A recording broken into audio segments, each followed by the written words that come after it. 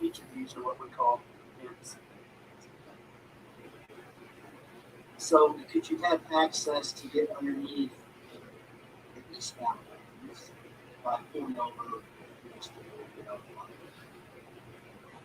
You would have access, but it'd be very difficult to access that area.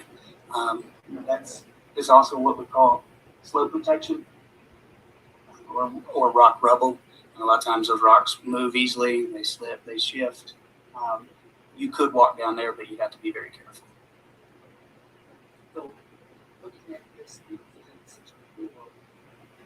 and use the general area of cities in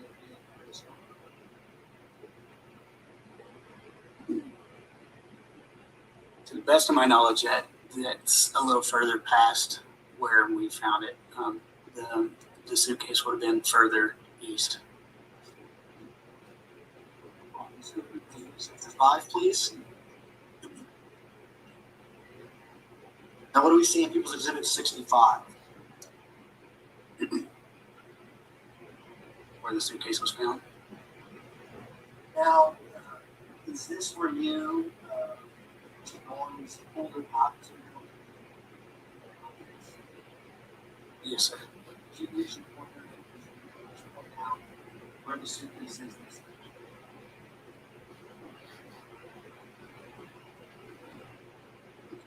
So this photograph we taken from westbound lanes, looking back. Yes, sir. We can go to People's Exhibit 66 now. What do we see in People's Exhibit 66? Again, where the suitcase was opened. And could you point out the general area of where Mr. Goins pulled the suitcase out?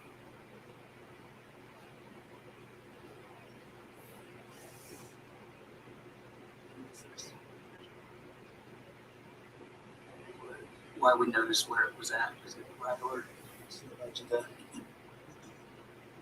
We just saw the records clearing. You said the measurements were taken where we see the pillars for the bridge. Yes, sir. So you would have been looking down directly off the edge of the bridge where those pillars are? Yes, sir. And the suitcase would have been located to the right of the pillars as you're looking down? Yes, sir. And about how many feet in estimate did you guys pull that out of that marshy area to its right? I would say roughly 10 feet. Maybe not even that far. It was almost directly below the barrier rail. And when you moved the suitcase, did it leave an indentation in the ground? I honestly can't remember. And I did notice. The part I did notice was the suitcase was at an odd angle. It looks like it had fallen on a corner of the suitcase. It wasn't flat, but it was sitting at an odd angle.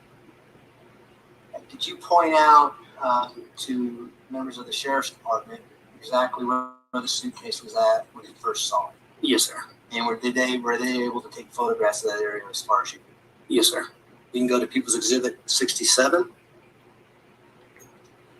What do we see in People's Exhibit 67? See the bedding in the open suitcase. And could you point out the bedding?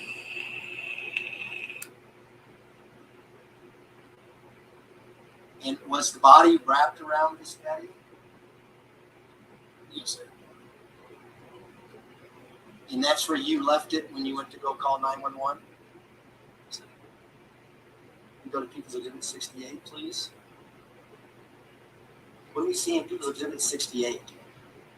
Just the edge of the marsh line. Is this area consistent where the suitcase may have been when you and Mr. Goins pulled it out? Yes, sir. Go to 69. You recognize this? Yes, sir. And what is this? Again, right there where the suitcase was found. And you can see, I don't know how long it had been there, but the bushes and stuff are pushed to the side.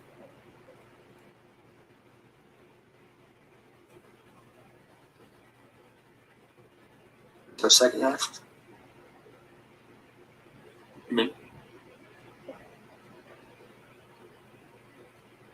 Those are my questions. Thank you, Mr. Bonner. Cross-examination, Mr. Cook.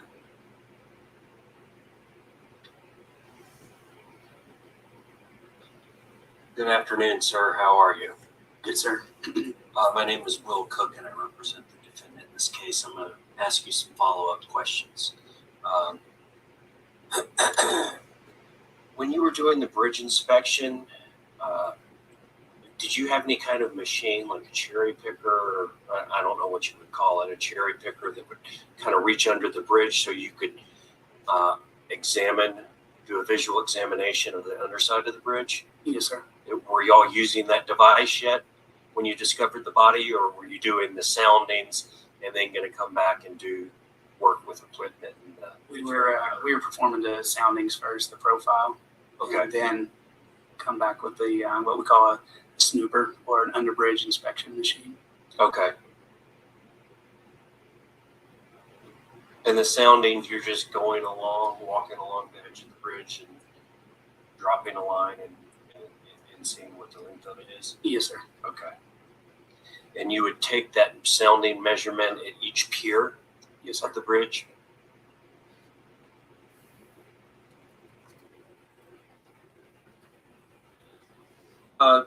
Just some of the areas where it looks like the bridge is elevated. I guess by definition, the bridge is elevated. But is that because the river will sometimes flood up, and that will be actually, instead of land or ground, it'll be flood water underneath the bridge? Yes, sir. Okay.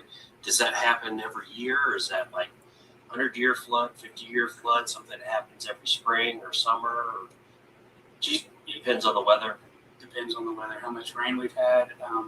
That area also, pictures are gone, but there's several boats in there. That area, it's a tendency to flood during, obviously during hurricanes, and also during tides. That area is all tidal.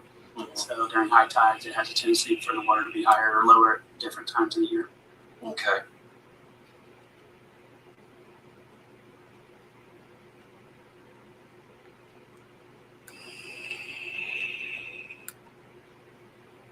Now, on Exhibit 60, that was on the board, it looked like on the other side of the roof where the body and the suitcase were found, it looks like there's a smaller river or tributary of the Escambia River. Are you talking about the north side of the bridge, sir? Yes. Yes. Is that looks like maybe it's a marina or a boat launch or something there?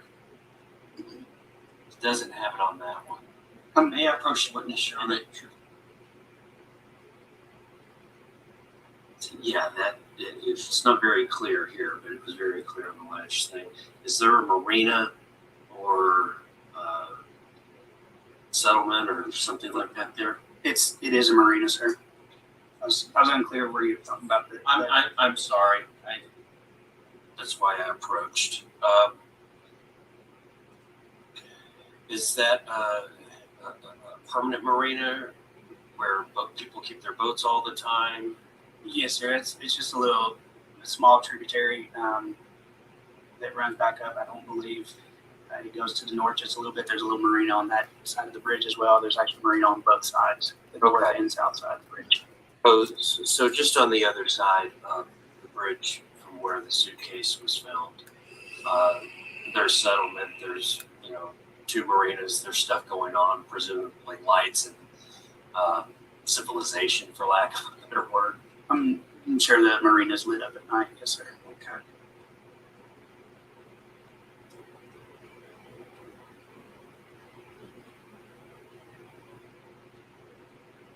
And you had mentioned the suitcase was very heavy and seemed waterlogged. This date back in March of 2020, I think March 17th of 2020, you testified to. Had there been flooding under the bridge in the weeks preceding the discovery of this suitcase? I'm not for sure, sir. Not for sure. Okay. Just a second. That's all I have. Thank you. Redirect. Thank you. Do any of the jurors have any questions for Mr. Ponder? All right, thank you, sir. You may step down. Thank you, Your Honor. And I think at this point in time, ladies and gentlemen, we're going to take an afternoon break. So if I can have everyone back in the jury room and ready to go at, say, 3:10, we should be able to start on time at that point. All rise for the jury, please.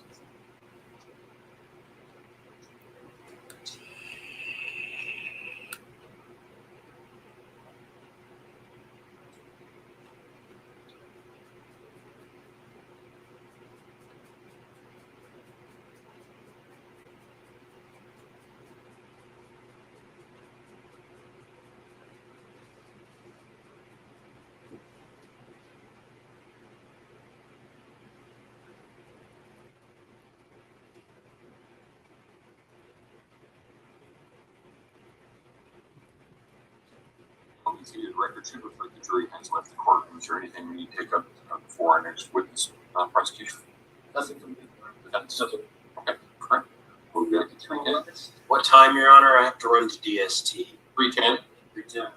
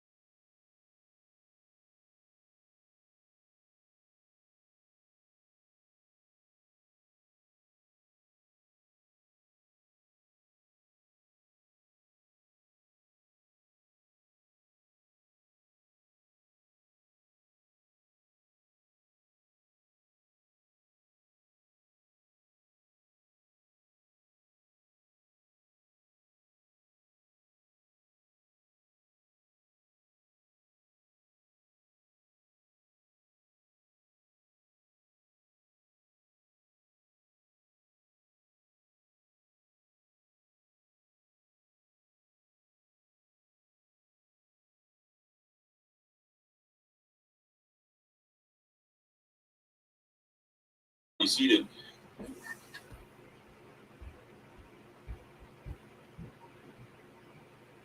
No, it's already going. All right, court will call 20 CR 1358, People versus Letecia Stauch. Record should reflect the jury is not present in the courtroom. Is there anything we need to take up outside the presence of the jury at this point in time? Nothing but the people. Yes. Okay, let's go ahead and bring the jury in.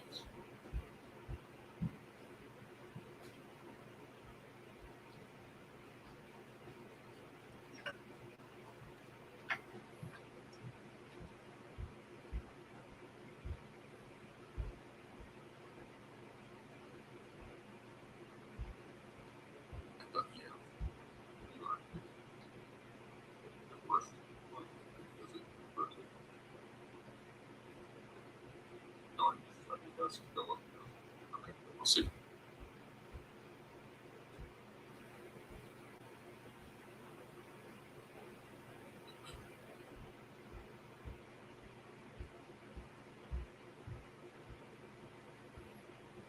Probably a little better. Yeah. It's okay.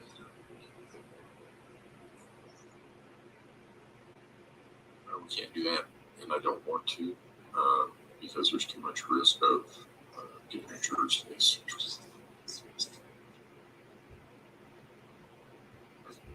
And then you have the tripping hazard. So we're not going to do that.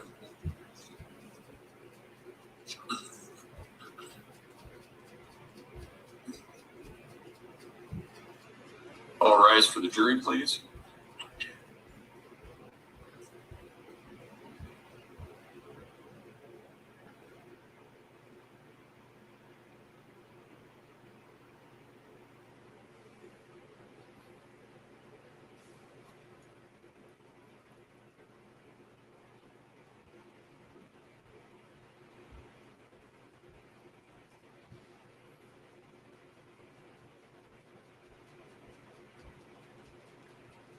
Thank you. May all be seated. Court will recall 20 CR 1358, People versus Letecia Stauch. Record should reflect the jury has returned to the courtroom. Prosecution, call your next witness, please. Thanks, Judge. We would call Jason Yoder to the stand.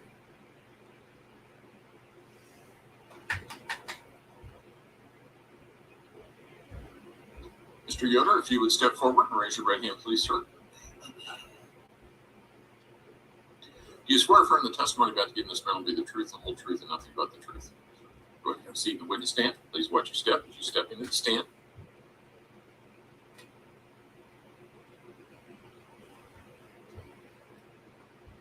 In prosecution, it looks like there are still some exhibits on the witness stand. I didn't know if you were planning on using They're the ones for him, Your Honor. Okay, all right. Thanks, Judge.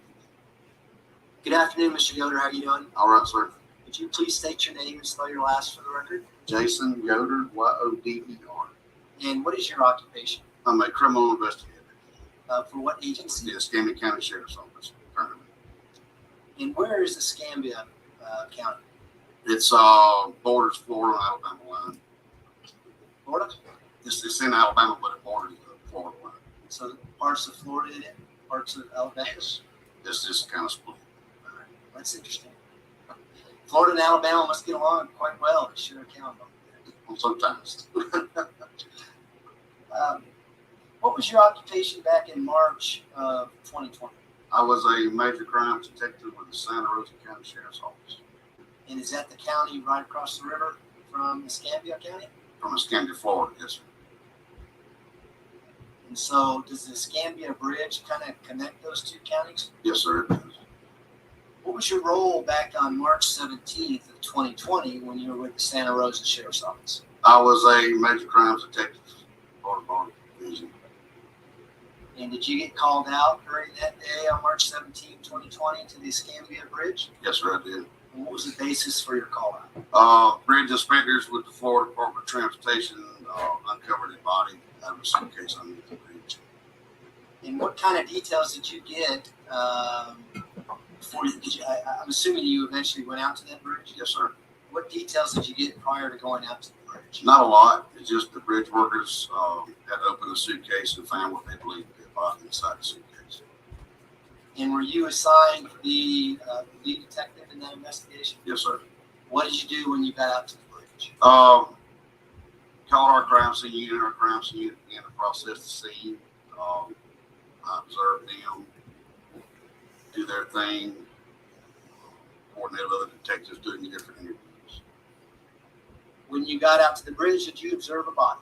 Yes, sir. Please describe what you saw when you got out. When I arrived, there was a suitcase on the ground, opened, what appeared to be a human body, like he was rolled out of the suitcase, covered with bedding, a pillow was inside as well.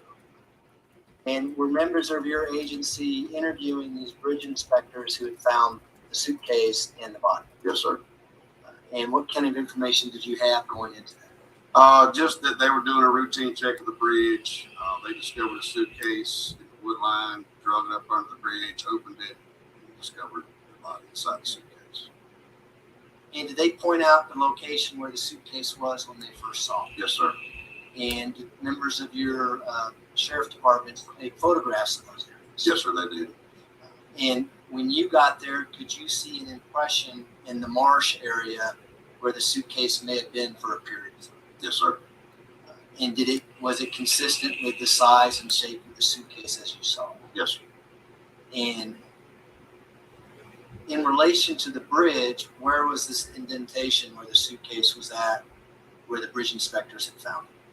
I don't really know exactly how far, but it was off in the wood line away from the bridge. To your left, there's People's Exhibit 61, which is on the easel there. It's actually not those photographs in front of you. Oh, it's just right here. See that red arrow right there? Yes, sir. Is that the general area where this indentation was in the marshy area where the bridge inspector said the suitcase was found? Yes, sir. And are those the eastbound or westbound lanes? Lane here. And so the river we see there, would that be west of that location? Yes, sir.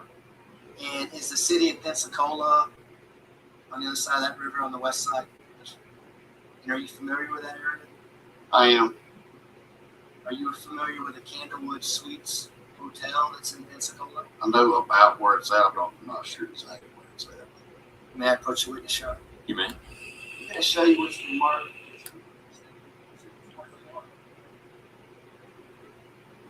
Yes, Yes, sir. what is it? It's a layover map, the river, Highway 90. I believe that's City Highway that runs down with the hotel there. Pointed out. Is that the Candlewood Suites Hotel that I alluded to? Yes, sir. And does it also have a red dot as to where the suitcase was located? Yes, sir.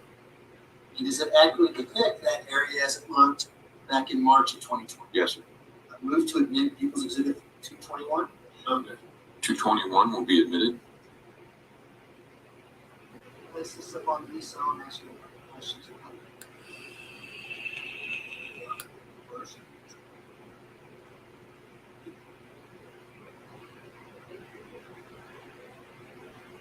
There's a pointer just behind this. Yeah. Go ahead and point out where the bridge is and the indicator where the suitcase was found. And the general area of the city of Pensacola. Cars really at the bridge.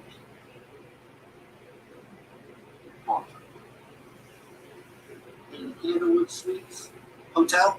Yes, sir. That's all.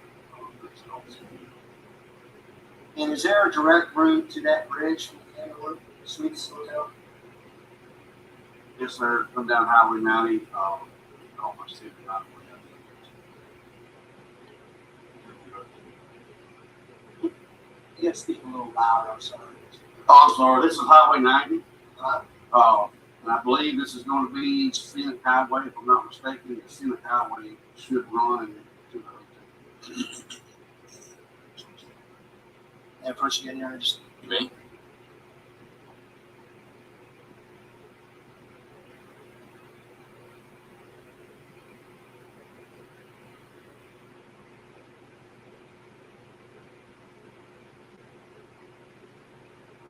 Did you make any attempts to identify the body of the young boy that was found in the suitcase? After we left the scene, yes, sir. What did you do?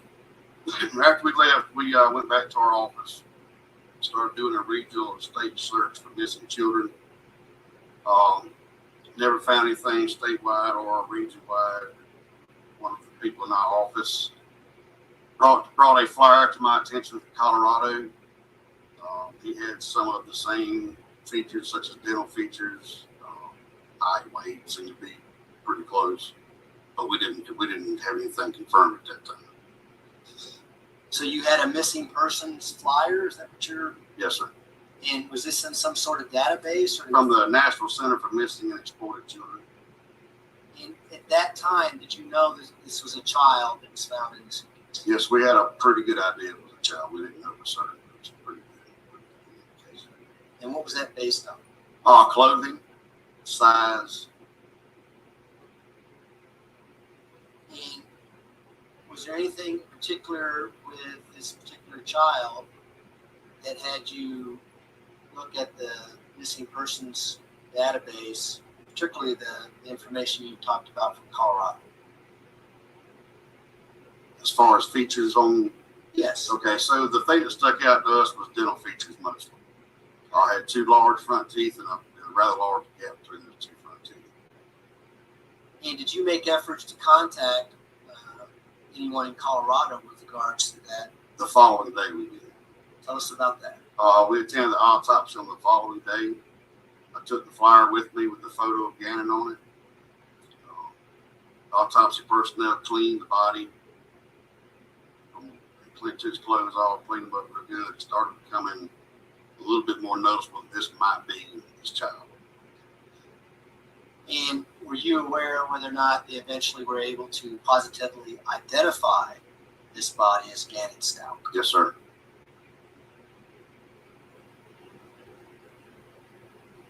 There's a series of photographs there in front of you. It's People's Exhibit 70 through 76. You can take a moment and look at those for me. And we'll start with People's Exhibit 70. Do you recognize that photograph? Yes, sir. What is that photograph of? It's a photo, I think it's taken from the ground to the top of the bridge. And does that photograph show the looking from the general area where the suitcase was discovered from the bridge workers up to where the bridge is, Yes, sir. overlooking the barrier? Yes, sir. Does that accurately depict that area as it looked back on March 17, 2020? Yes, sir. Move to admit People's Exhibit 70. Okay. Exhibit 70 will be admitted. Go ahead. What do we see in People's Exhibit 71? This is the bedding that was located in the suitcase along with the body in it. And does that look, or does it accurately depict what you saw out at the scene on March 17, 2020, when you got out to the scene and the body again and Stauch was there next to the suitcase? Yes, sir. Move to admit People's Exhibit 71. What is People's Exhibit 72? This is the flyer that was brought to my attention. Does that accurately depict the flyer as you saw it back on March 17, 2020, when you were looking in the database or trying to discover who the body was at that point? Yes, sir. Move to admit People's Exhibit 72. Exhibit 70 will be admitted. Were you also present at autopsy on March 18, 2020, when the blankets and pillow were photographed from the suitcase that was recovered from the bridge? Yes, sir. And I'll start with People's Exhibit 73. What is People's Exhibit 73? This is part of the bedding and the blanket that was found inside the suitcase. 74? Another piece of bedding that was also located in the suitcase. And 75? This was the pillow that was located inside the suitcase. And 76? Another blanket that was located inside the suitcase. And does People's Exhibit 73 through 76, do they actually depict those items as they looked on March 18, 2020 at autopsy. Yes, sir. Move to admit People's Exhibit 73 through 76. Okay. Exhibit 73, 74, 75, and 76 will be admitted. If we can start with People's Exhibit 70, request to publish.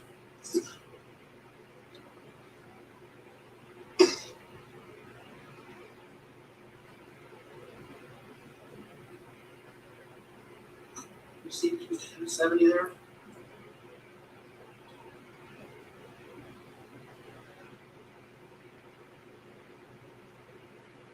I'm going to place 61 back up on RESO. In People's Exhibit 70, and red arrow you see on People's Exhibit 61, would this be looking directly up at the bridge from where the suitcase was discovered? Yes, sir. And is that the barrier we're talking about that kind of protects the side of the bridge there? Yes, sir. From what we see here, would it be consistent with a suitcase coming over the side of that bridge where the suitcase ended up? Yes, sir. We go to People's Exhibit 72 now. I'm sorry, 71. What do we see in People's Exhibit 71? The bedding and the body that was located inside the suitcase. And is that the Gannon Stauch that you referred to earlier? Yes, sir. I want to talk about the clothes that he has on. Were those clothes retrieved at autopsy? Yes, sir. And are those, what are those pants and stuff? They look like kind of like jogging pants. It's like an athletic top and some socks with football on them. And the jogging pants that you referred to, do they have a stripe that goes down the side of it? Yes, sir. And is this the bedding that you referred to that was also in the suitcase? Yes, sir. We can go to People's Exhibit 72, please. What do we see in People's Exhibit 72? This is the flyer that was brought to my attention. In an attempt to identify this body that we had. And you made reference to dental observations. Did you talk about that? A noticeable gap in rather large two front teeth. And these pictures matched up with the body that we had on the bridge. And you talked about contacting people in Colorado. Did you contact people with the El Paso County Sheriff's Office? Yes, sir. It was the sheriff's office. And did you let them know that you found a body out in Florida on March 17th? Yes, sir. We explained to them, kind of described what we found, like blanket and body and stuff like that. I thought this might be Gannon. And we went from there. And then is that when efforts were made to positively identify him? Yes, sir. We can go to People's Exhibit 73, please. What do we see in People's Exhibit 73? This is one of the blankets that was located inside the suitcase. And did you eventually make reference to these blankets and the pillow and things like that to the members of the Sheriff's Department in El Paso County? Yes. And was this evidence eventually transferred back to here, El Paso County? Yes, sir, it was. Go to 74 now, please. What do we see in People's Exhibit 74? Also another blanket located inside the suitcase. Would this be the other side of what we saw in People's Exhibit 74? Sorry. Yes, you are correct. Yes, sir. So it's one blanket, two sides. Two sides, right, correct. How about People's Exhibit 75? This is the pillow that was found inside the suitcase. And were you present when this pillow was x-rayed? Yes, sir, I was. What was located inside this? Do you recall? 2 projectiles, 2 bullet fragments.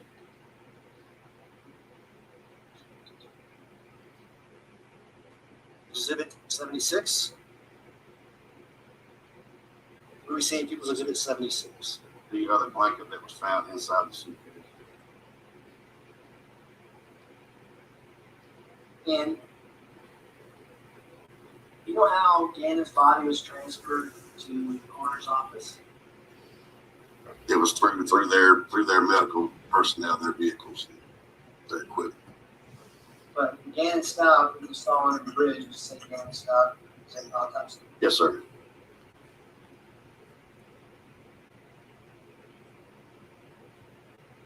Those are my questions, Your Honor. Thank you.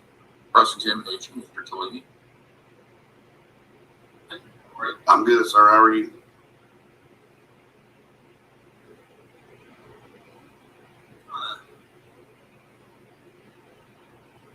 Look at this. So Pensacola is kind of right on the border of Florida and Alabama, correct? Well, that's Where's it at? Where's it? It's in the panhandle of Florida? it's in the panhandle, but it's not. It's probably an hour and a half from the border. I don't know Oh, okay. what you're talking about. Okay. All right. And it's a beach community. Yes, sir. This bridge that the suitcase was found under is a bridge over what? Where the suitcase was found is nothing but the bridge itself covers Scammia River. And how big a bridge is that? Estimated 3/4 of a mile. Okay. And how, just estimate, how big is that Escambia River? How wide across? Wide, From one bank to the other? 300 yards. Estimation. So there's dry area on each side, like bridge covers some dry area, then the river, dry area. Yes, sir. Okay. Now, just looking at that, is that the biggest bridge in Pensacola? No, sir. There's a lot of bigger bridges there. Yes, sir. Like there's looks like there's bridge 98, Highway 98. Yes, there's one on Highway 98. What does Highway 98 go over? It's over the bay. Over the bay. How long of a bridge is Highway 98? Wouldn't have any idea. A lot longer bridge though, Yes, sir. 4 or 5 times longer. It's probably a mile and a half, 2 miles, maybe. Okay, and that goes over the bay, like Yes, sir. this is the Gulf of Mexico, and then goes into that bay, correct? How deep is that bay? Depends on where you're at. In the middle. Say if I was to throw something off the middle of that bridge, how deep would that bay be? 15 feet, Okay. 15, 20 feet, estimate. How deep is the river? Probably 25, 30. Okay. And then there's looks like another. What about Highway 10? How long is that bridge? 10 is probably the same, 2-3 miles long. Okay, and going over the same bay. Yes. Okay, so there's what I'm getting at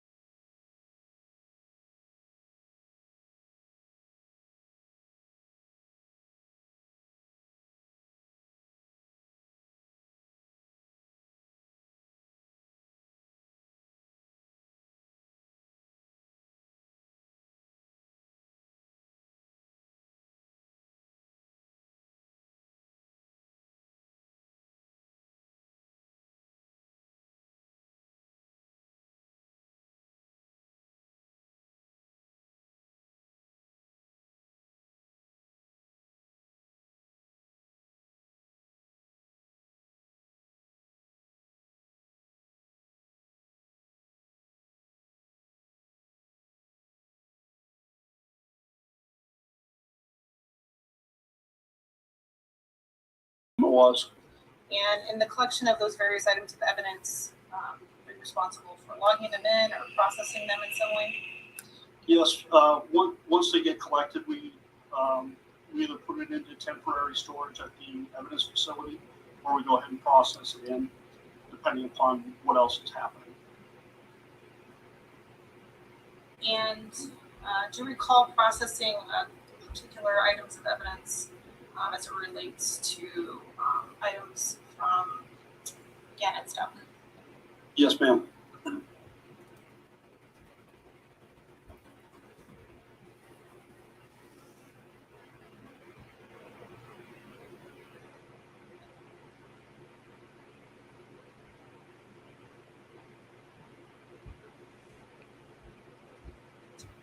You're under permission to approach the witness with what has been marked as People's Exhibits 182 and 183. Go ahead.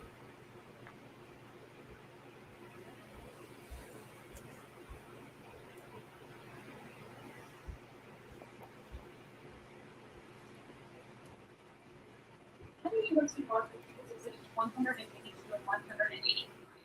Can you take a moment to familiarize yourself with them?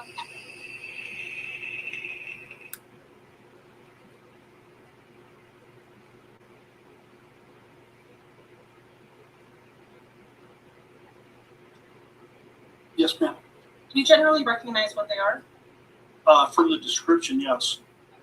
And based on the description and the processing of how you process evidence, can you explain to the jury how a description is associated with an envelope, for example? There's a program that we have that we use for processing the evidence, and you type in the name of the item and then a brief description of what it may be. Then it automatically generates a number for us. And in conjunction with those particular items, People's Exhibit 182 and 183, were you part of the processing or collection or logging into evidence of those particular items? Yes, I was. And if you would, there are some gloves next to you and scissors. I'll ask you to open up to start People's Exhibit 182, leave the item in the envelope so that you have an opportunity to look at it and identify it. Leave it in the envelope? Yes. Okay. And that was, you said 182? Yes, sir.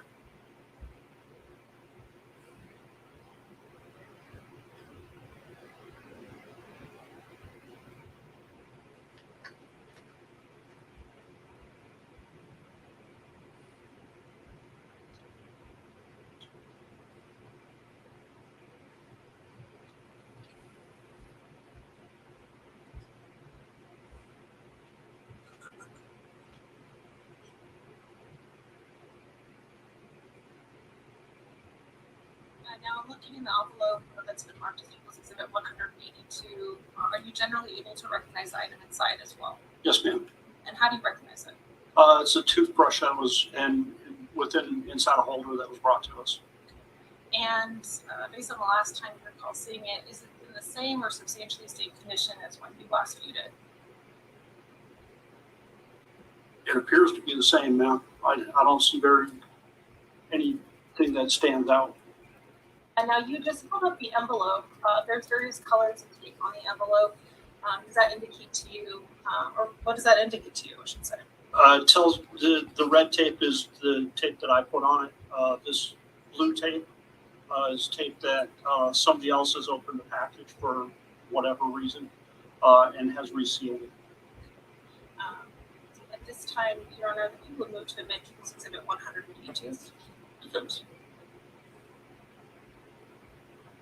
Exhibit 182 will be admitted. Go ahead. Now, if you could take a moment to take out People's Exhibit 182 and show to the jury.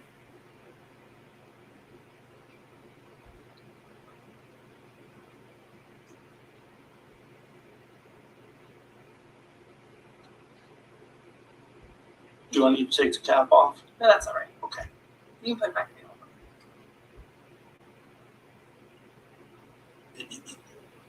In terms of People's Exhibit 183, I will ask you to do the same procedure. If you want to switch out your gloves, you can do that as well if you like. Switch mount.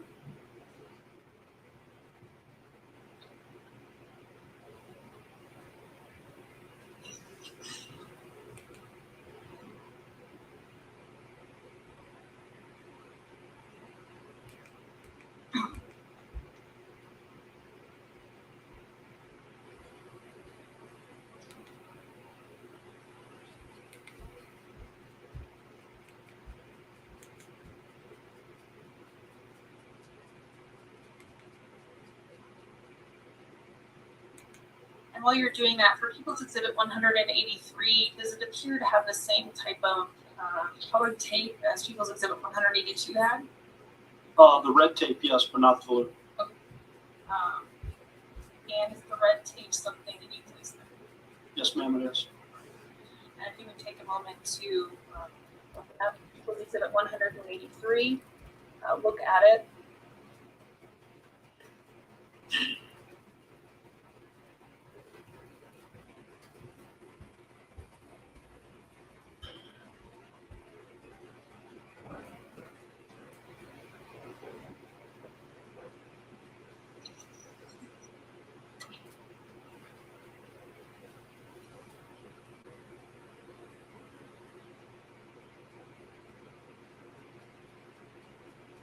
Yes, ma'am.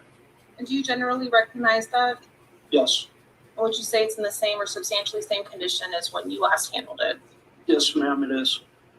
Your Honor, at this time we would move for admission of People's Exhibit 183. Mr. Cook? Exhibit 183 will be admitted. Go ahead. And if you would also take that item out and show it to the jury.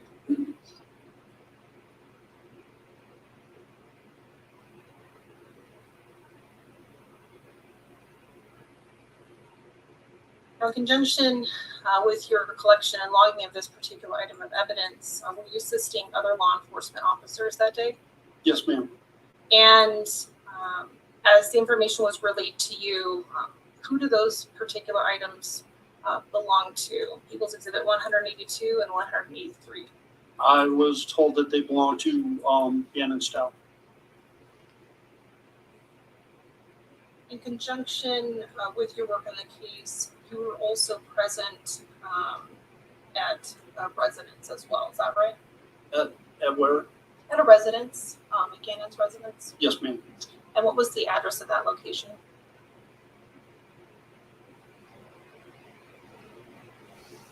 I believe it was 6650 Mandan Drive. Okay. But I know it was Mandan Drive. 6627 sound about right?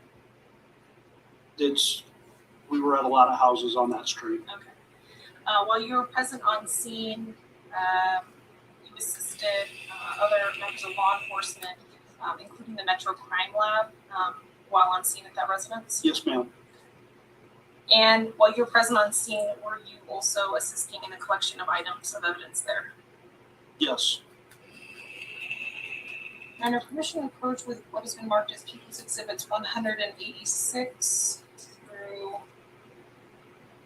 190. Go ahead.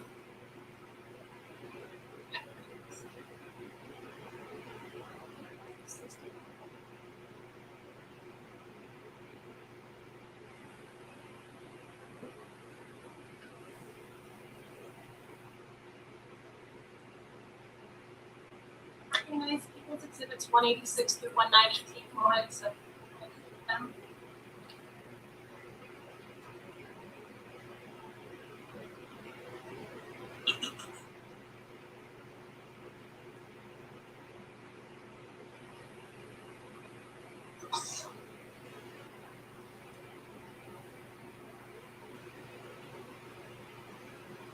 Yes, ma'am. And do you generally recognize those exhibits? Pardon me? Do you generally recognize them? Yes, ma'am. And how do you recognize them? They were items that were pointed out to us by Mr. Stauch that were he found in the dishwasher. The scrub brushes, scissors. The brushes appeared to have some type of carpet material or something on it. And are they fair and accurate representations of what you saw and observed that day? Yes. Your Honor, at this time we would move through the admissions of people exhibits 186 through 190. Mr. Cook, No objection. exhibits 186 through 190 will be admitted. And Your Honor, permission to publish. You may.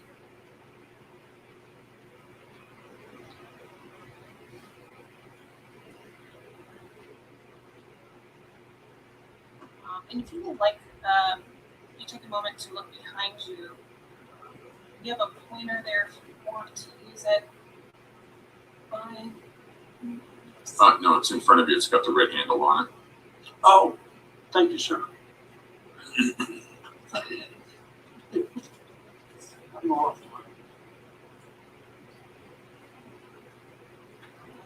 All right. Now you mentioned that Mr. Stauch had identified for you and other law enforcement officers that day various items of evidence. Can you point out here in People's Exhibit 156 some of those items? We had a brush here. This brush. Have the handle of a brush here and this brush, and to not see the scissors in this picture. We'll move on to People's Exhibit 187. And here, that might be a better look. These are close-ups of the last photo. The brushes that you were explaining. Yes. People's Exhibit 188. Here, what do we see here? This is what appeared to possibly be a strand of carpet or something that was on the brush. People's Exhibit 189. And here. Again, a strand of whatever type of material that is, and then we have 2 pairs of scissors here. 190.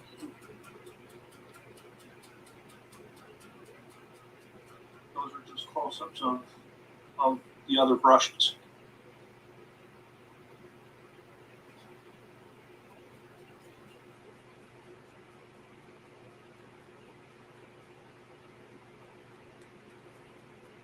On our permission to approach the witness with what has been marked as Exhibits 192, 193, and 194. So 191 through 194. Yes, Your Honor. Okay, go ahead.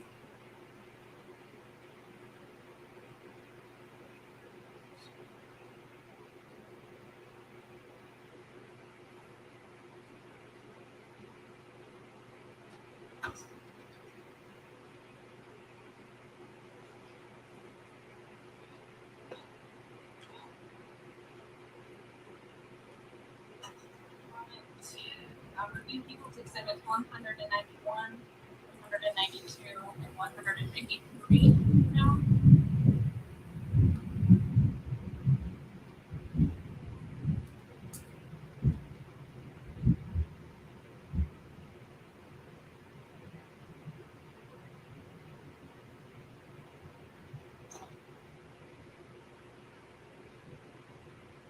Yes, ma'am.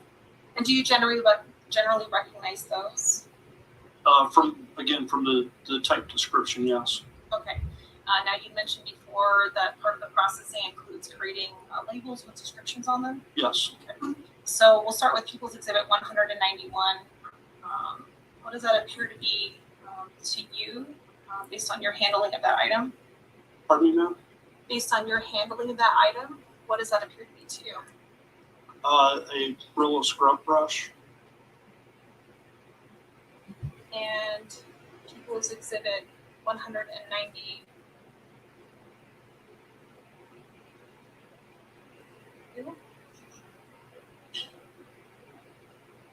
That is the blue handle, blue and white scrub brush. And People's Exhibit 193. The scrub brush with possible hair and carbon fiber.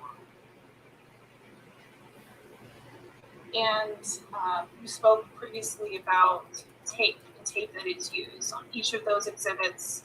The tape used that you personally placed there? I did not package these. The detective that collected the items actually did the packaging of them. And when you were present at the residence that day, you viewed each of these items as we see in the previous photos that were shown to you? Yes, I did. Okay. And based on descriptions of people's exhibits 191, 192, and 193, do those appear to be the similar type of items that were photographed that you went over with the jury? Yes, ma'am. Okay. People's exhibit 191, for example, what particular item is that? That is the Brillo scrub brush. People's exhibit 192, based on the description there, what is that? That is the blue and white scrub brush. People's exhibit 193 is based on description, what is that? The scrub brush with possible hair and carbon fiber.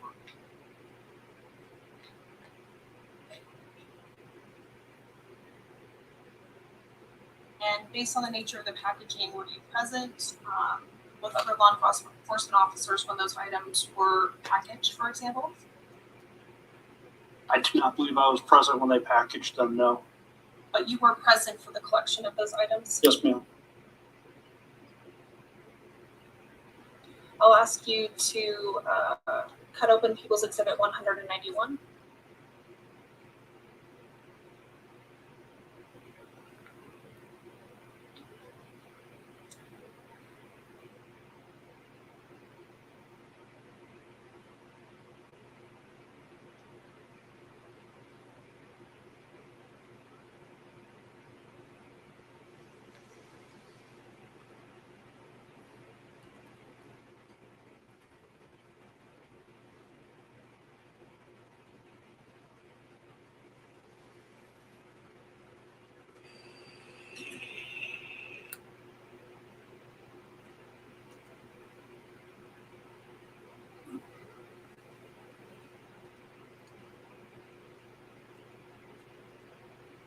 Yes, ma'am.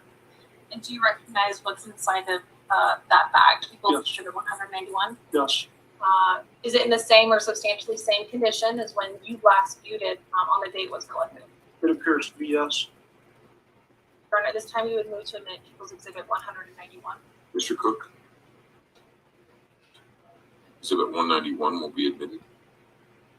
I'll ask you to do the same with People's Exhibit 192.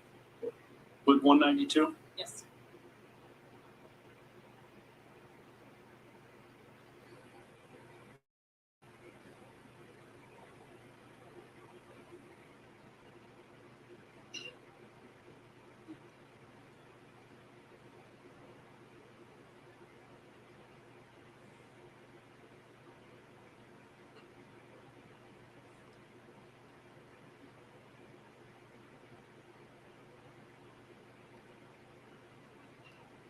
Do you recognize what's inside the bag marked as People's Exhibit 182?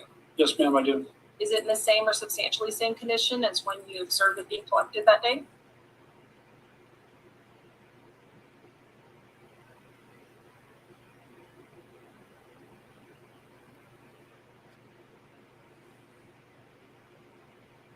I do not recall seeing, it looks like there's writing on the handle. I do not recall seeing that when it was collected. Aside from the writing being present now, otherwise, does it appear to be the same Yes. subject? Yes. Your Honor, at this time, we would move for the admissions of people Exhibit 192. Mr. Cook? Objection. Exhibit 192 will be admitted. And the same with 190.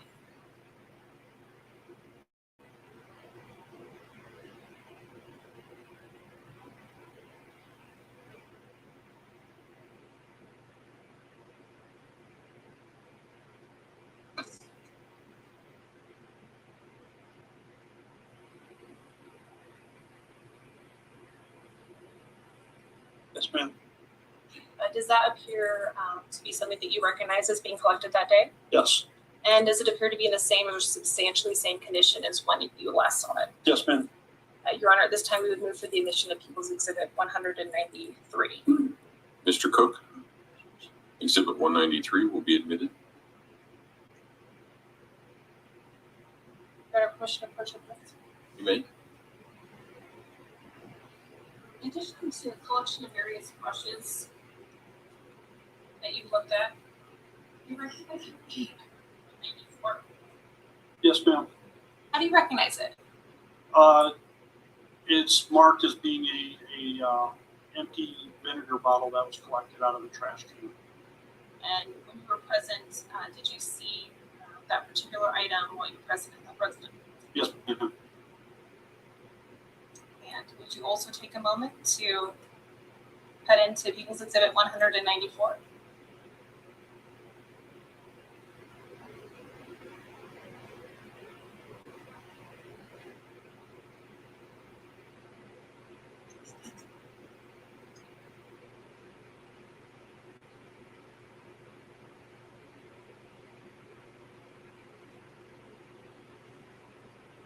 And again, do you recognize that? What's Yes. inside the bag?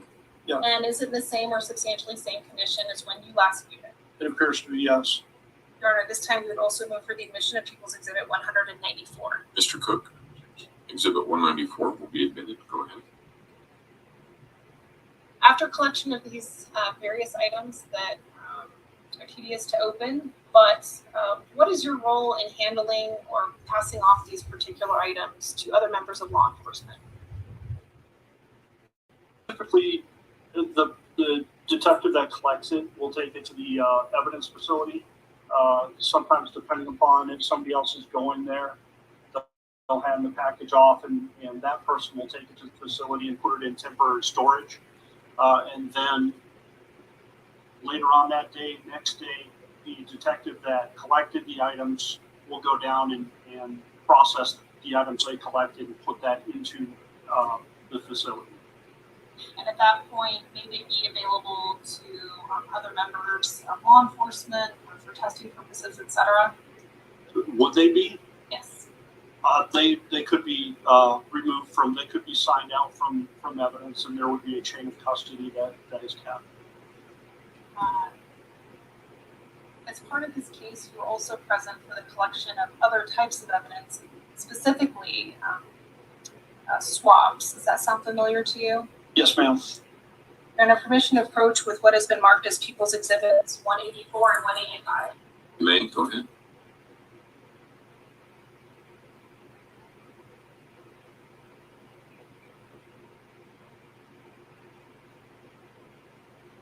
You recognize People's Exhibit 184 and 185. Yes, ma'am, I do. How do you recognize People's Exhibit 184? They were buccal swabs that were taken from Mr. Stauch and Miss Stauch. And just I'm sorry. specifically 184, what swabs are those identified as belonging to? These are from Mr. Stauch. And People's Exhibit 185. Are from Landon Pyatt. And in terms of the collection of the swabs, were you present when those were collected? Yes, I was. Did you observe them being collected? I actually took the swabs. And we see there appears to be some tape on there as well, those particular envelopes. Yes, ma'am. So as part of your processing of that, is that tape that you placed there? The red tape is yes. And I'm sorry, I did not package these. I handed those off to after putting them in the package. I handed those off to Deputy Montville, and she's actually the one that sealed the envelopes. Now, in terms of, you mentioned some words that maybe not everyone is familiar with, but what is a buccal swab? It's a DNA swab that's taken from the mouth, saliva. We just use a long Q-tip and rub it around the inside of your mouth, your cheeks, and just collect the saliva. Okay. And what is in People's Exhibit 184 and 185? What specifically is that inside each of those envelopes? I'm sorry, could you repeat that? What is specifically in People's Exhibit 184 and 185? It's a package that it's It's a package that contains two of those Q-tips, and you run them both at the same time. And as the packaging appears to you, is it in the same or substantially same condition as when you last viewed that? I would have to open it up to see those packages, ma'am. You can go ahead and do that, yes. Sure.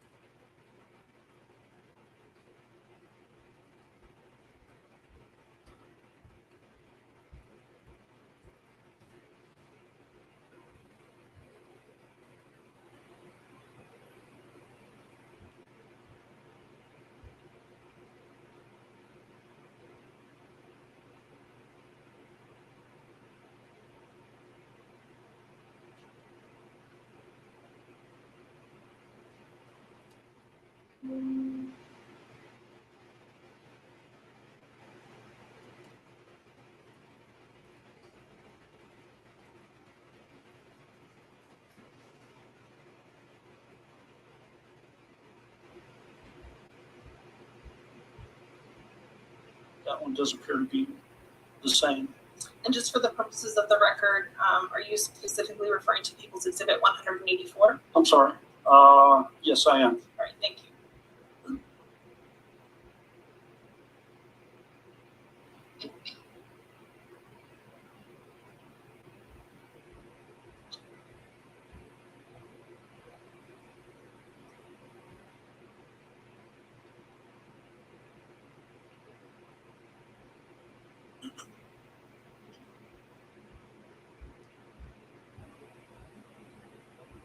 And yes, on 185, they appear to be the same.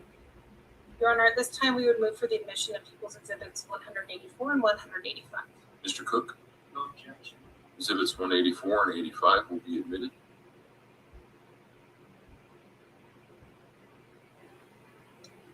In addition to the collection of those buccal swabs, were you also called to respond to the residents for the collection of a particular item belonged to Gannon, a switch? Does that sound familiar?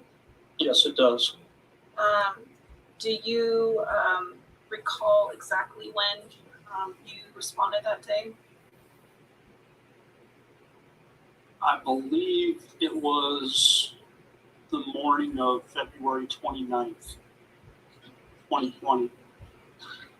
And who did you receive particular items from? Who provided them to you? Mr. Sal. And did he indicate? Your Honor, permission to approach the witness with what has been marked as People's Exhibits 195, 196, 112.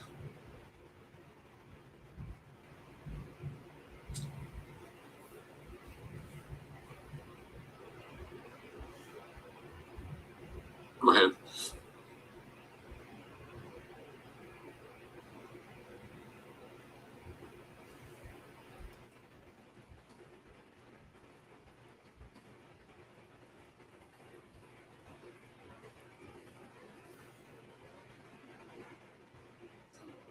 Exhibits 195 and 196. I know it's getting packed up here. Set this one right here for you. Yes, ma'am. Fucking the camera. Recognize People's Exhibit 195 and 196. Yes, ma'am, I do. How do you recognize them? There are photos of the case and the stitch, the switch. I believe it's a Nintendo game. And are those photographs fair and accurate representation of what you saw that day? Yes, ma'am. Your Honor, at this time we would move for the admission of People's Exhibits 195 and 196. Mr. Cook, exhibit 195 and 196 will be admitted. And Your Honor, permission to publish. You may.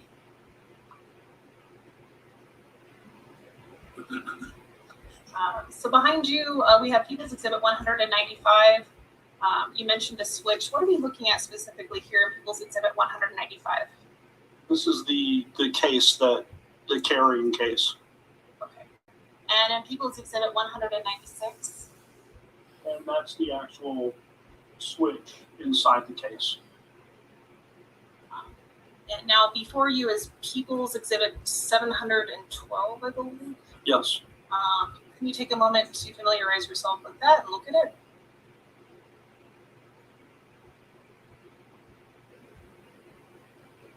Yes, ma'am. Do you recognize that? I do. How do you recognize it? It's the description that was typed up for the item that was collected. And similar to the other items, what was your involvement in the processing of this particular item? This particular item, I was called by my sergeant to go out and collect. So I went out there that day and collected this, and then I took it to evidence myself and packaged it. And in terms of the packaging process, did you also create the label for this particular item? Yes, I did. And does the description also indicate to you what it is? Yes, it does. And we see some red tape that is on People's Exhibit 712. Is that tape placed by you? The red tape up here is placed by me. I do not recognize the tape down below. And I will ask you to do the same thing, which is please cut into and look at and inspect what is inside the bag.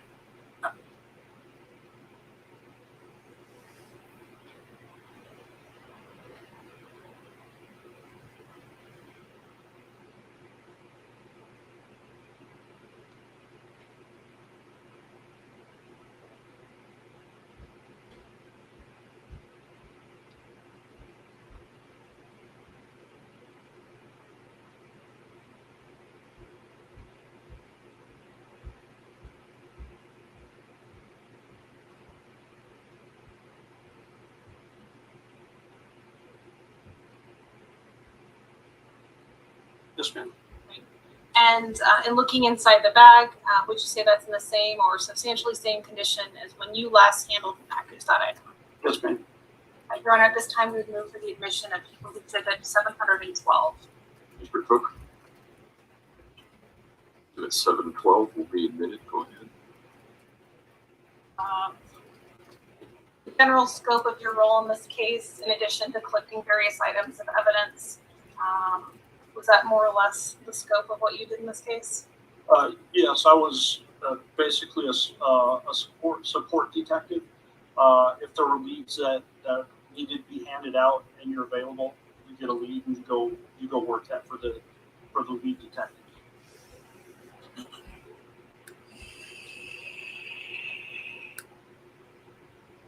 We'll pass the witness. Cross-examination.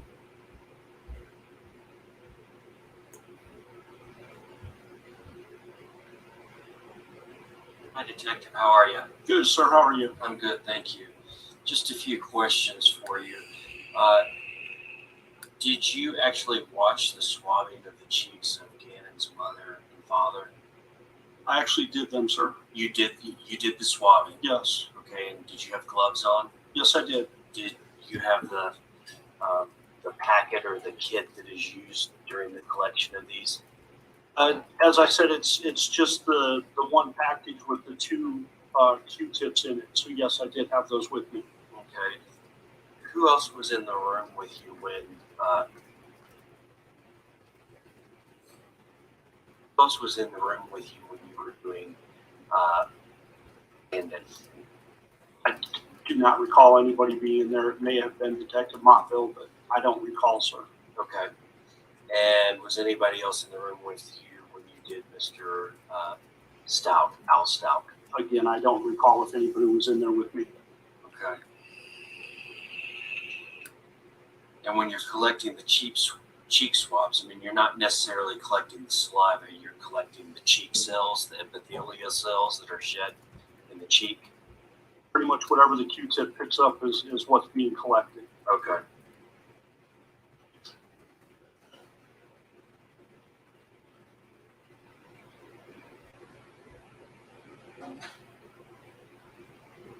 Did anybody swab Harley Hunt, who's been identified as Letecia Stauch's daughter? I do not know the answer to that question. Okay. So it could have been done. You just don't know Correct. whether this was done or not. Correct. Okay. You indicated that you collected a few other items, took some photos, got a Nintendo Switch, and that was about it. In this case, what you've talked to here. Yes, sir. You did also, on the 28th of January, conduct an interview with Landon Hyatt, who was Gannon's mother. Yes, I did. Okay. Where did that take place, that interview? That took place at my office, the sheriff's office, I should say. Right across the Actually, street. right across the street, second floor in one of the interview rooms, which is audio video recorded. Okay. How long did that interview last? I do not know that, sir. Okay. Was it recorded? Yes, it was. Audio tape, videotape, everything? Yes.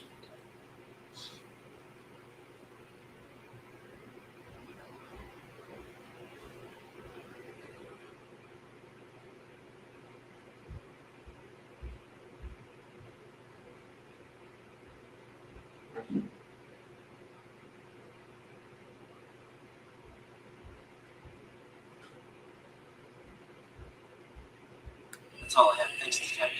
Yes, sir. Ms. Gratiano, redirect. No redirect, Your Honor. Do any of the jurors have any questions? No? All right. Thank you, sir. You may step down. Thank you, sir.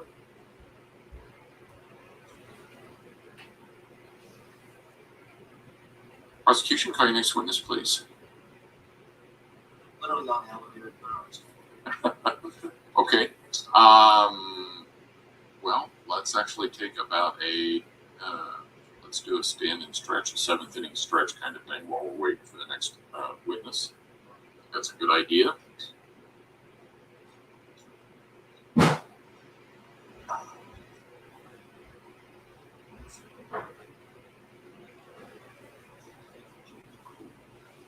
Also, give us time to the witness standoff. I said it'll give you some time to clear the witness standoff. I thought I figured.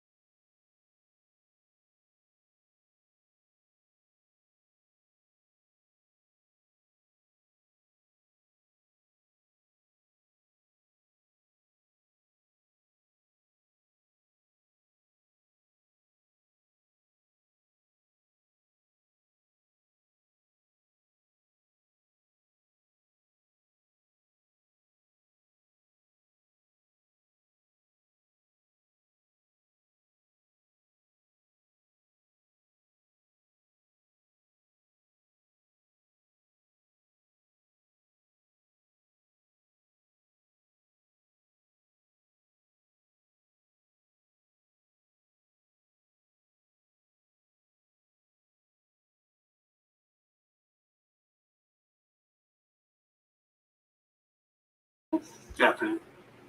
Where are you currently employed? The El Paso County Sheriff's Office And how long have you been with El Paso County Sheriff's Office? since 2006. And generally, can you explain for the jury what your role is at the Sheriff's Office? Currently, I'm a supervisor for the Patrol Division. And in January of 2020, what was your role then?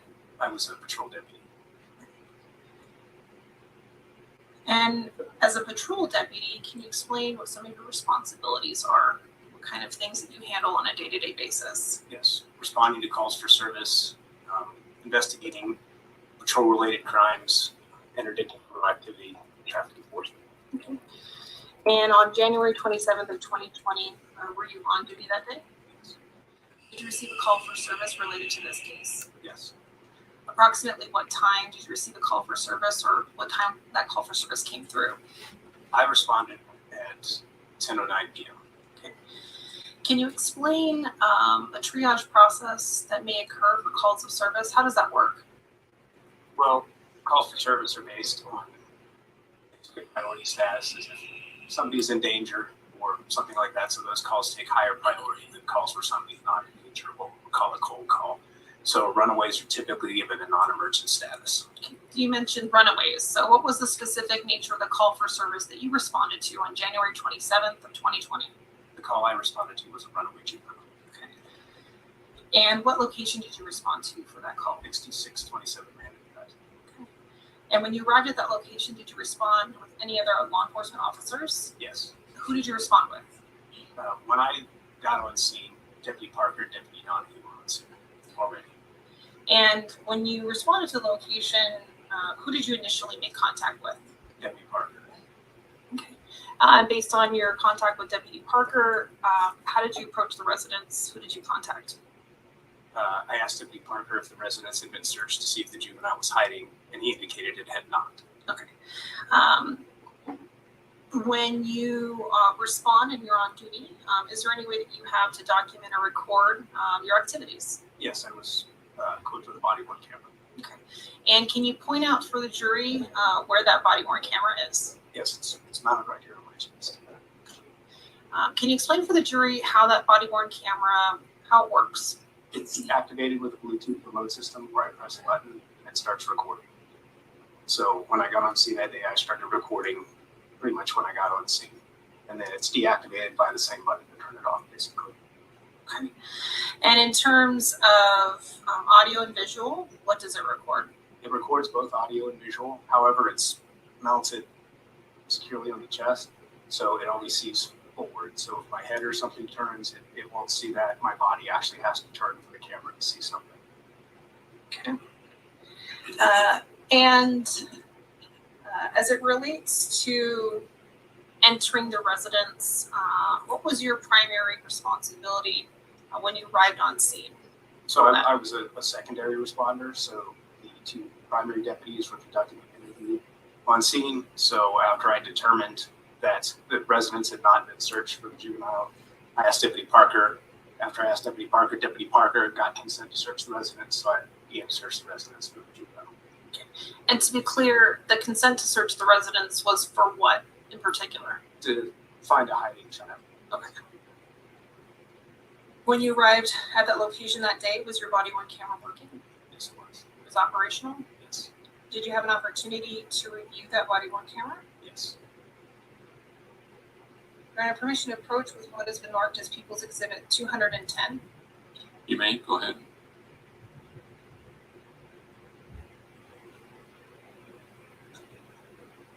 Do you recognize what I'm handing you, People's Exhibit 210? Yes, that's a disc with my initials containing my body-worn camera footage. And did you not have an opportunity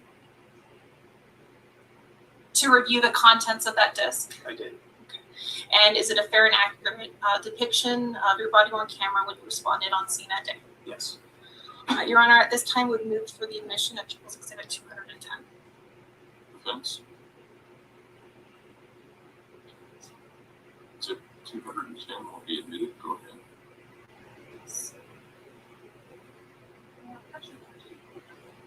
Sorry? Oh, yes, go ahead.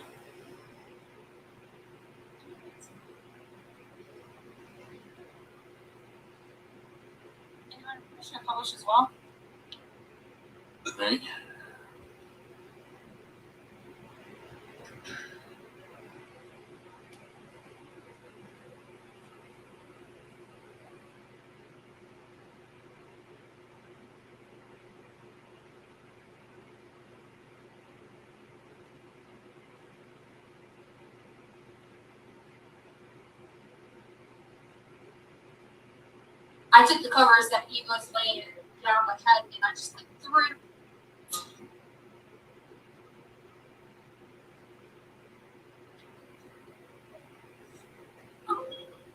I took the covers that he was laying down on my head and I just like threw it on there because I got my daughter out and the dog's out.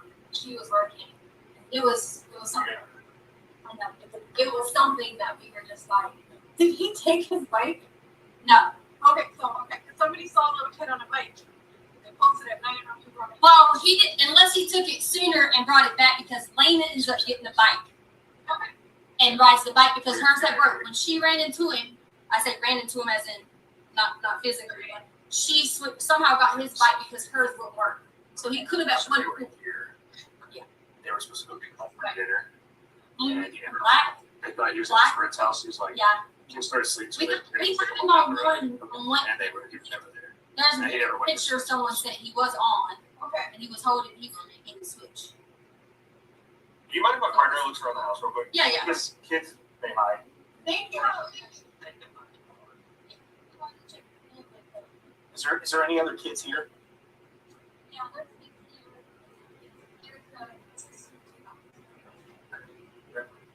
yeah, no, he's definitely he was out there with blah blah blah.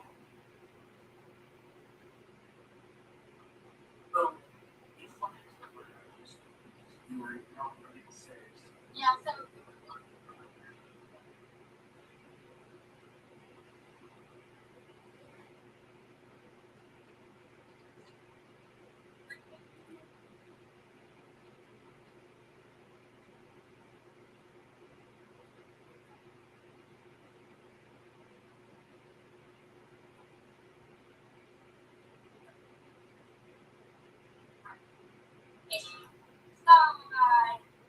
like all the states.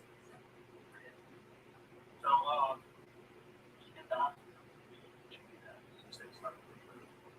what happened? He said he had already talked about the protection. So he said he was going to his friend's house. What's that? I don't know the exact time because I was correct his So he, and he's free like my husband's like very hard like situation. I kind of always like who's actually going to do that number that's why I wasn't there. But like he's like, oh, you know, it's not body step together kind of thing. So yeah, so he all the time he ride. So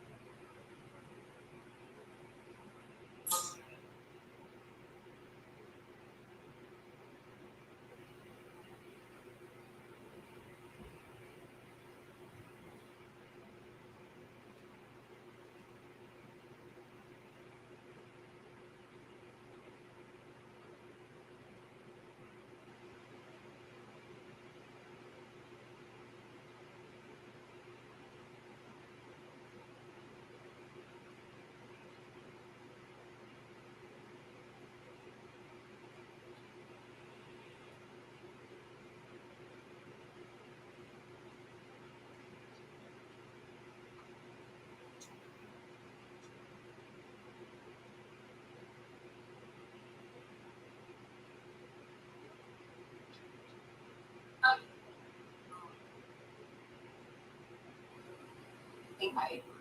Did I bring my anything?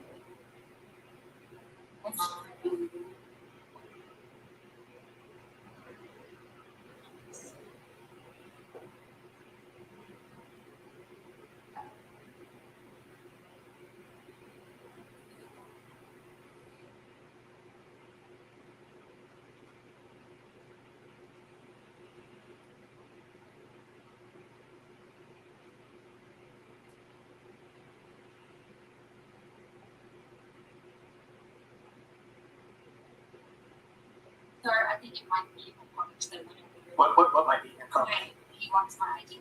Oh, okay. Was this the car you guys had with you today? What? Was this the car you guys had with you today?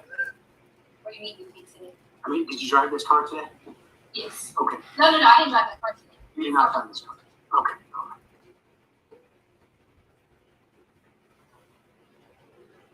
You ever hit in anything like this before? No, this was.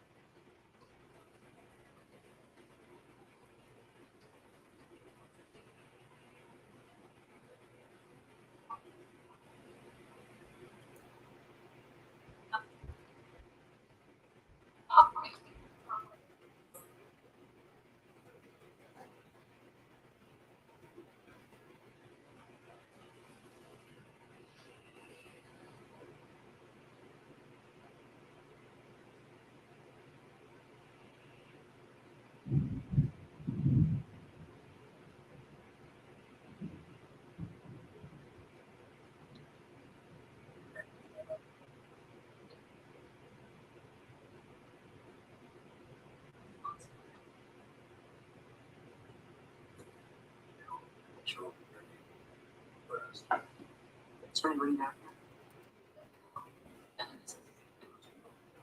You know what it is now? there? Okay. It's my baby. So part of it.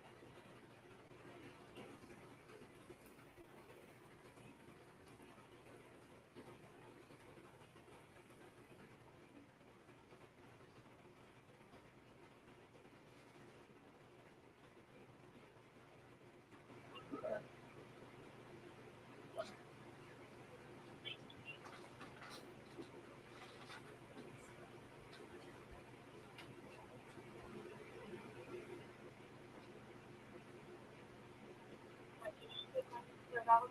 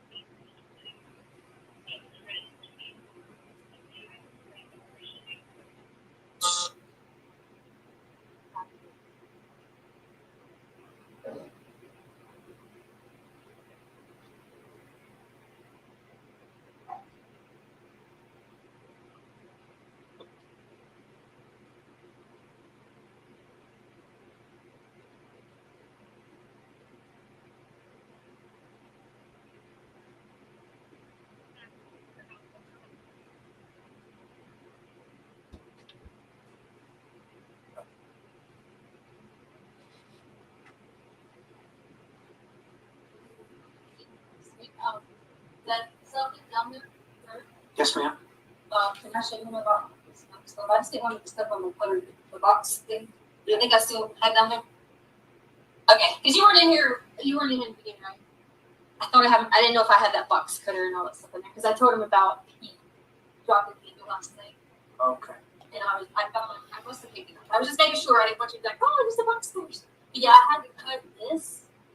I told them I wasn't even going to tell that, and I was going to figure out a way to put this in there from the situation. At least you got a carpet in it. Right, I just took it and like covered up with the carpet and stuff like that. But, Does he have any friends around here? there is a. I'm gonna come say he did have his work like boat thing. Where you're supposed to be at down the road. Did they check that on him? They went over there and watched that. They're like, no, we just gave it all. He did have this like And you talked to parents, right? You didn't talk to yeah. Connor's mom came over, who is a friend he goes hangs out with all the time. So they come over. The people here, the friends, they were just the ones that were at the door with the bike. They came over. A bunch of people came over. Yeah. So Any he friends? did have like a little book that had names on it, but I don't know to get like anywhere specifically because like his wallet, he's not like a. I teach fifth grade, and like you got your like really mature kind of voice, but then what the lady he forgets to like bring this or bring that or bring this or bring that. Still good. Yeah. So no, So- no clothes on this. No, we actually lay out all the clothes all the time, like for like every day at school we lay out clothes, we do whatever. His jacket gone. He had on he has several jackets. Like it depends on I'm very like passionate. So like it just depends on jackets. Like he might have this black one with this or there's a blue one with this. So he had a jacket. Yeah. Okay. Several jackets. Like when you see the kid has, tons and tons of clothes and he has all that stuff. So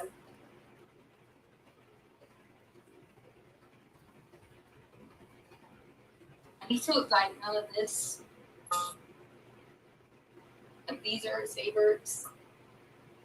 All of these things. All right. He's gonna grab some more questions and. Okay. How long do you guys live Maybe like a year and something now. Yeah. You have talked to all of his friends' parents and everything? I'm not the person that talks to the friends. I don't have numbers. I don't say yes. I don't say no. My husband tells me yes. So he has all the numbers. So there could be some friends that you don't. Right. Because I don't know the people like that. And a lot of the time that I was here, I had a job on the East Coast. So I had to fly back and forth for lot, so I didn't really meet a lot of people, you know, like my husband did. And he's like always wanting to be the one to talk to everybody about this. So, Well, how about your husband? Still not good as you. yeah, he's been on the phone with a bunch of them in Oklahoma, Fort Sill right now. Is there anybody he hasn't been able to get a hold of? You know, he said he's talked to everyone that he knows of. The only concern we had is that he was talking about the friend with the older sibling, but we don't know who that one is. That's the one we don't know You can send it. because we don't know who that person is. We've never heard him say like specific name. And my husband said when he talked to him today that there was no like specific name for it. But he didn't give him a name. He just told him that. He took his game console done. Yeah, they have a couple of different consoles. The one from Carolina, by the way. Which like have a 2DS, 3DS. One of them's gone.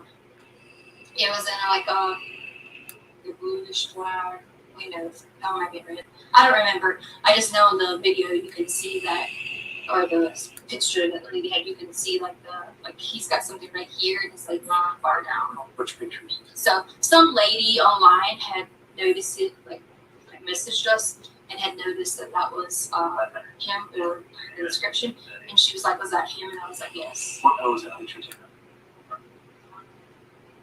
No, I honestly have about 150 Facebook messages that I haven't answered people on because you guys showed. Was it local? I mean, was it in Yes, in Lawson Ranch. Someone put it on the Lawson Ranch page, and so a lot of people just kept sending messages, information. First, someone said they saw him get in a white SUV. Then someone said they called it on their camera. They were all supposed to be sending this to me, but as I was talking to all these people on Facebook, because my husband gave the neighbor permission to post it, you guys came and I kept having alerts list, and I'm like, you know. Okay. Yeah. Okay. I know you probably gave some of this information to dispatcher already, but can you give us a description of them from? Yes. So Hair color, eye color, any art. yes. So brown,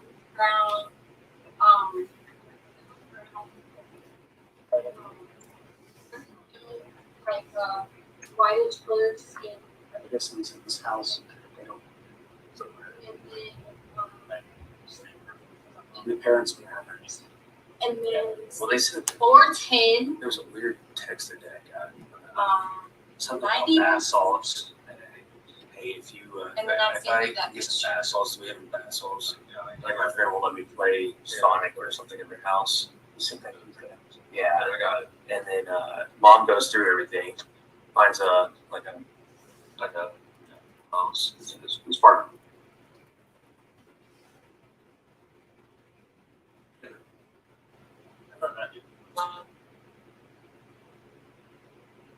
Yes. Yes.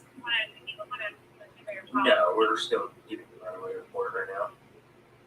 Harley, did you get it? Who was it? Okay, I appreciate it. Oh, okay. I Great. think you're living in. I just didn't want any people, neighbors, I definitely take her. popping in. Yeah, yeah. So you were good. What choice would you say? Blue jacket, blue jeans.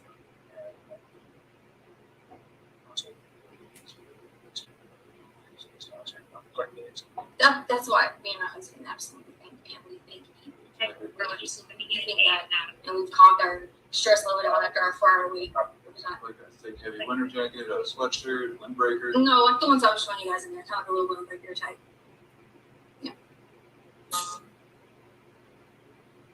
Okay, good to know. So you see, just Okay, perfect, yeah.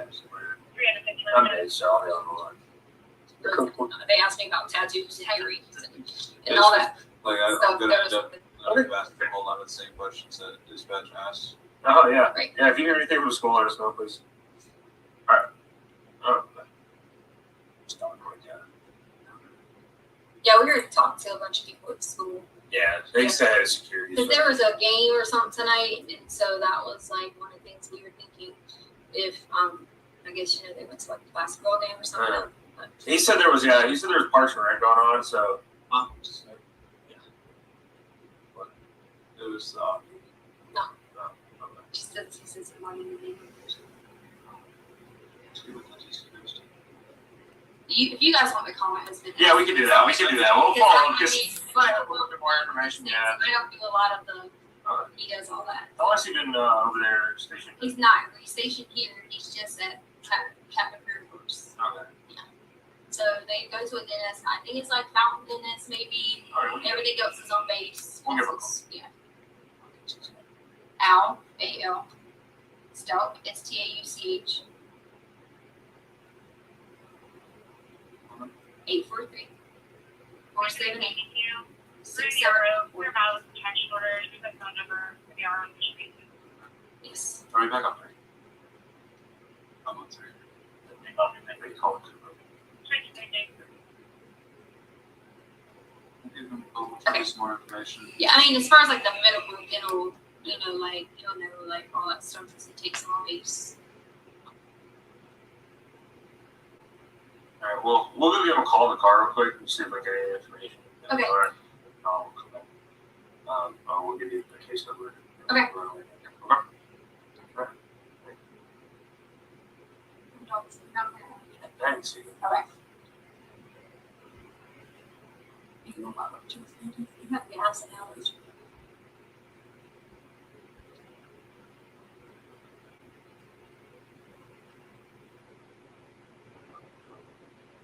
Bye. Any choice.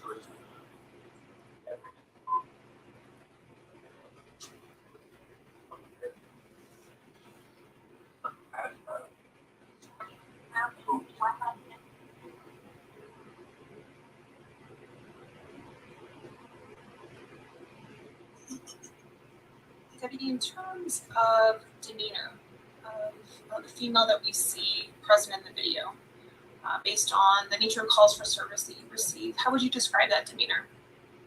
Fairly normal. Have you responded on scene to other reports of runaways? Yes. How would you describe the demeanor? Overruled.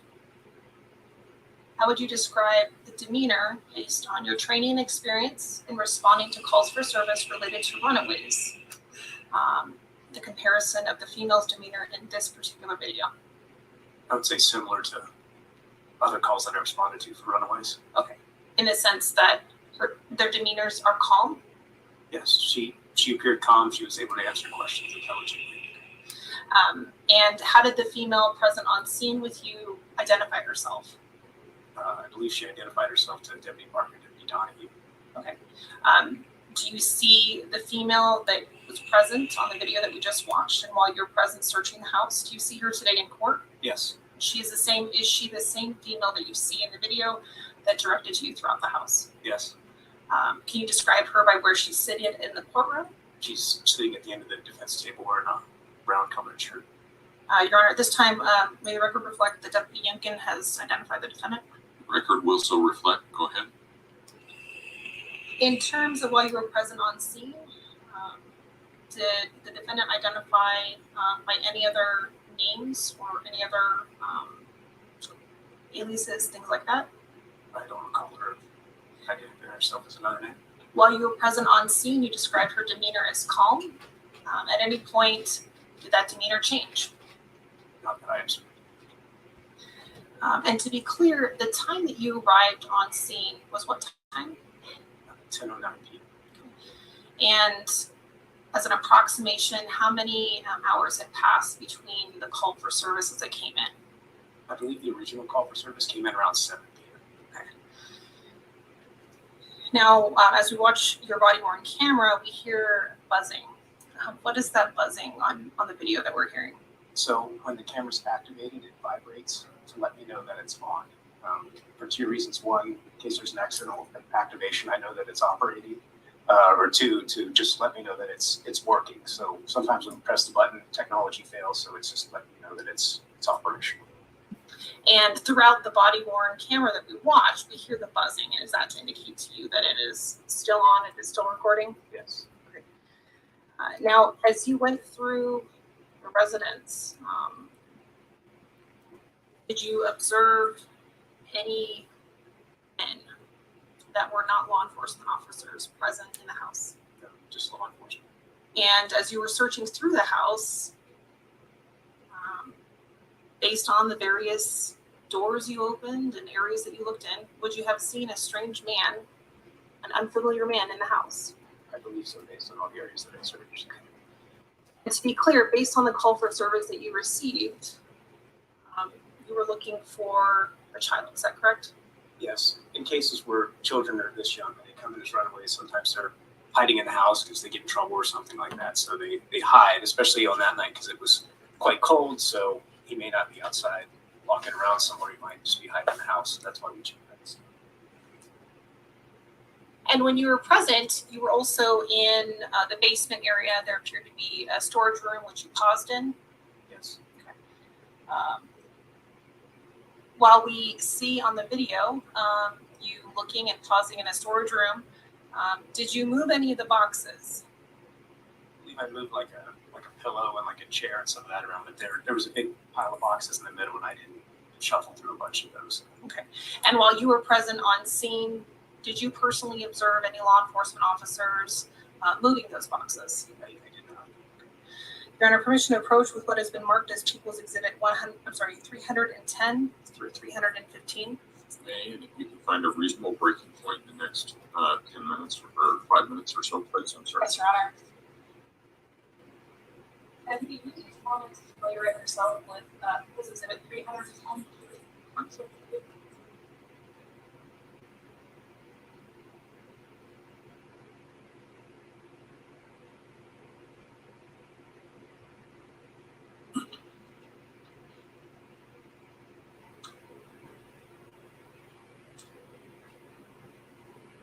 Do you generally recognize those?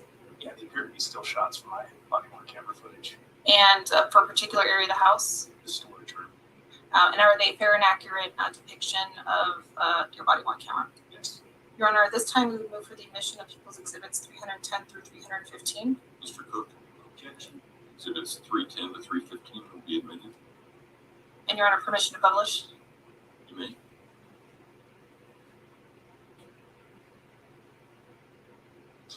Deputy, behind you, we have People's Exhibit 310.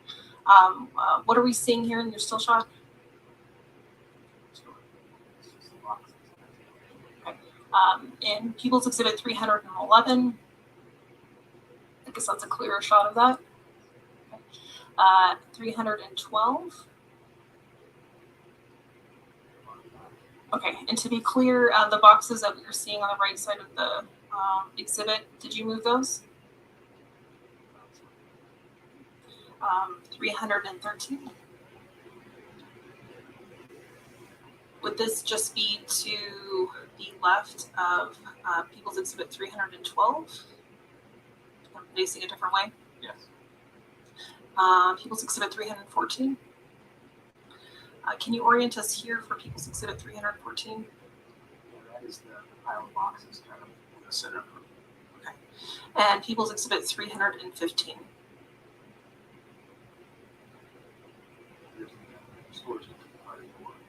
Okay. And thank you. Deputy, in terms of while you're searching through the residence, at any point did the defendant direct you where to search? No. Did she point out any particular areas that would be of interest to you? No. We see that when you're in the storage area, you paused. You appeared to look in, I don't know if you would describe it as a crawl space, or how would you describe it in the storage room? It was kind of a void under the stairs. Okay. Did you see anything there? No.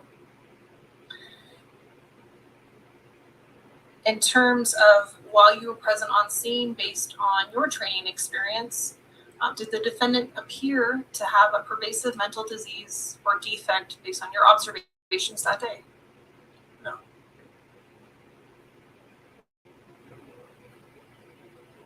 And while you searched through various areas of the house, in the top floor and in the basement, at any point did you see any shell casings? I did not find any shell casings. And if you had seen them, would you have identified them and collected them? I definitely would have identified them, and then we probably would approach the investigation a little differently. And throughout your search of the residence on scene, was there any obvious signs of a struggle? No. Did you see any blood? No. If you had seen blood, would you have taken additional steps? Yes.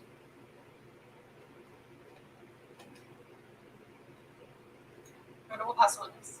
I think we'll take our break. Okay.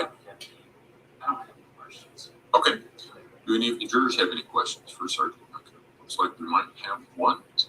So, Ms. Gratiano, just pass that forward, put it on the bar in front, and Ms. Gratiano will recover or retrieve it.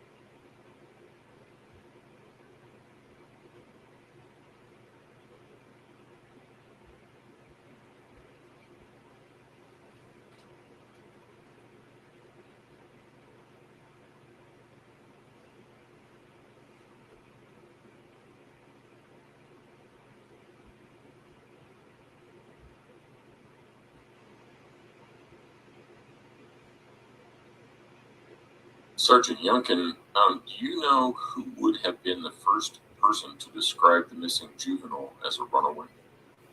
I believe it would have been Letecia Stauch because she made the initial call to our dispatch center. When you were searching the home, particularly Gannon's bedroom, did you notice any unusual scents or smells when searching under the beds?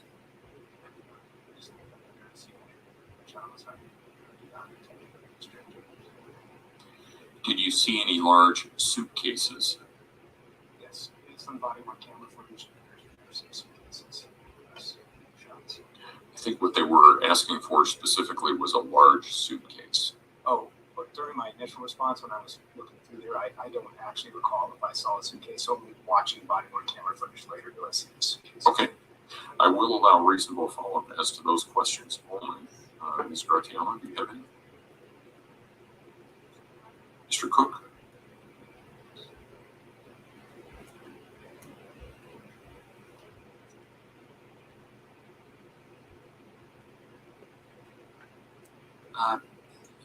Following up with this unusual smells question that was asked about the Gannon's bedroom, did you notice any like bleach smell, cleaning fluid smell, anything? You know, sometimes you can go into a house and it smells crisp and clean.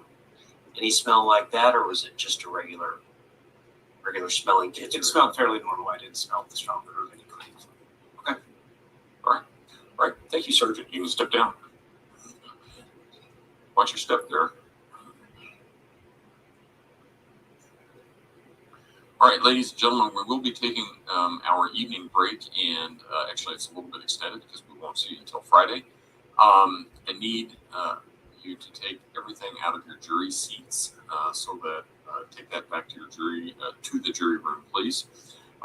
Don't discuss the case among yourselves. Don't discuss the case with anyone else. Don't do your own independent research about any aspect of this case. Avoid any stories that you might see and any opinions that someone might care to share with you about the issue. So with that, if we can have everyone back where they need to be so that they can be in place by 9 o'clock on Friday morning, we should be able to start right on time at that point. All right, thank you. All rise for the jury, please.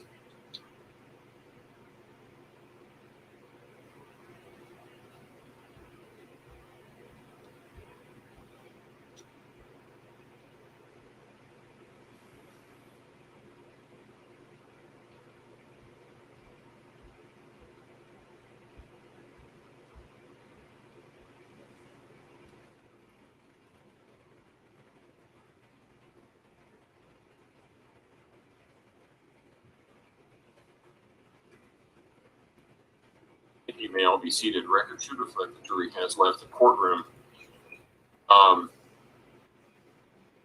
You need to lock up whatever you need to lock up, and then I just need a corner of both tables cleared off so that somebody has a place to sit if they need to do that. You can leave everything else here, your binders, all of that stuff. That stuff's fine. It's going to be fine. But the attorneys that are coming in tomorrow, they need it. So long as they have some place to sit and put something in front of them, they're going to be fine. And then the rest of the stuff, you probably want to leave here and lock up. So open up. We got the keys. Open up the evidence closet here in just a moment for you all. Is there anything else that we need to address? Prosecution? No, Your Honor. Defense? Okay. All right. All right. We're in recess then. Thank you.